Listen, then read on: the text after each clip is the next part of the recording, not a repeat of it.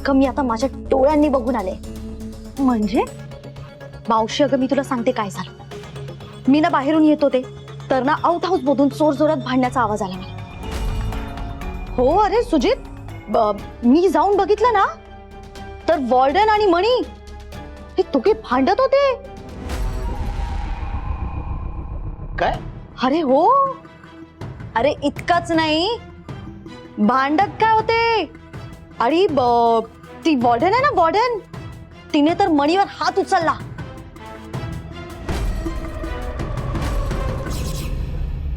भांडण काय आणि हात काय उगारणं. मणीने तर रागात त्या वॉर्डनचा हात झटकून दिला आणि निघून गेला.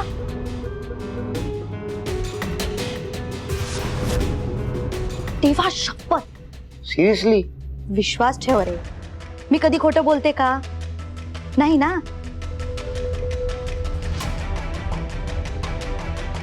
मावशी अगं ते आपल्या बरोबर वाईट वागलेत ना, आपल्याला त्रास दिला ना त्यांनी, मग आता त्यांच्यात भांडण होऊन त्यांना त्रास होतोय. हे आपल्यासाठी बेस्ट आहे की नाही सुजित?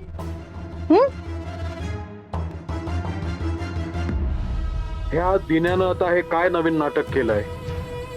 अशानं तो नक्की पकडला जाईल आणि माझा सगळा प्लॅन फ्लॉप होईल. तनू, तू सांगतेस ही बातमी खरी असेल तर फारच छान. त्यांनी आमच्या अर्जुनला आमच्यापासून दूर नेऊन जो मनस्ताप दिलाय ना, त्यांना शांती कशी लाभेल? जे झालं ते बरं झालं. बरोबर बोलतेस तू. आणि त्यांच्यात जर ही अशी भांडणं होत असतील ना, म्हणजे त्यांच्यात फूट पडते.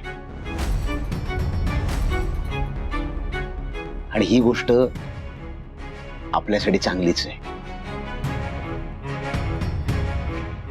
हा दिन्या घरातून गेलाय, फोन उचलत नाहीये. आशा करतो की इथेच कुठेतरी गेला असेल आणि रागाच्या भरात सातारापर्यंत गेला नसेल. गरम डोक्याचा आहे तो. रागात निघून गेला तर मोठा प्रॉब्लेम होईल. काहीही करून त्याच्याशी बोलायला हवं, त्याला परत बोलवायला हवा. हे खूप मस्त झालं. ह्यांच्यात अजून भांडणं व्हायला पाहिजेत.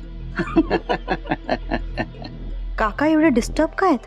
नक्की त्यांच्या मनात काय सुरू आहे? नाही म्हणजे सकाळी पण ते असेच विचित्र वागत होते आणि इतकी छान बातमी आणली आहे मी तरी ते खुश नाही झाले, उलट त्यांना टेन्शन आलंय. तनिष, नक्कीच काहीतरी गडबड आहे आणि ती काय आहे ते जाणून घ्यायलाच पाहिजे.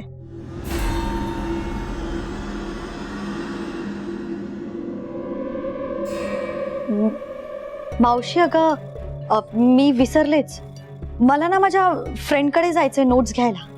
ते भांडण झालं म्हणून ते सांगायला मी आधी आले. मी जाऊ का?